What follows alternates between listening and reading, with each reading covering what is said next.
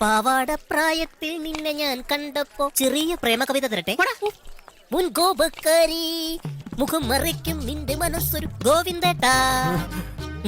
സൂര്യൻ ഉദിച്ചിട്ട് നേരെ എന്തുമാത്രമായി നിന്റെ വിചാരം? എന്നിട്ട് ഇപ്പോഴാണോ കൊണ്ടുവരുന്നത്? ഇത്രയും വലിയൊരു കാര്യം ഏൽപ്പിച്ചിട്ട് ഇങ്ങനെ ഉത്തരവാദിത്വം ഇല്ലാതായാലോ? അതെ, ഞാൻ ചേട്ടന്റെ പണിക്കാരനല്ല, ഷാപ്പിലെ പണിക്കാരനാ.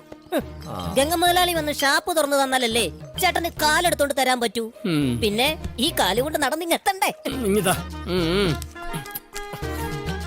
കാലത്ത് കാലടിക്കാൻ 10 മിനിറ്റ് താമസിച്ചേനാ എന്റെ മെക്കിട്ട് കയറുന്നേ. വെറുതെ അല്ല കാലടിന്ന് വിളിക്കുന്നത്. കൊച്ചിഷ്ണ, ഓ നീ എന്നെ വിളിച്ച് ഞാൻ കേട്ടു.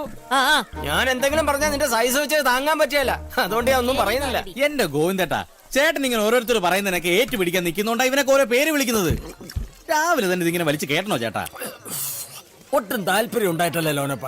പക്ഷെ കുപ്പിയിലേക്ക് നോക്കുമ്പോ ഷാപ്പിലെ പണിക്കാര്, അവരുടെ കുടുംബം, ബന്ധുക്കള്, ചെത്തൊഴിലാളികള്, മുട്ട പുഴുങ്ങി വെക്കുന്ന സരള, അവരൊക്കെ കണ്ണീര് കുടിക്കാതിരിക്കാനാ ഞാനിത് കുടിക്കുന്ന.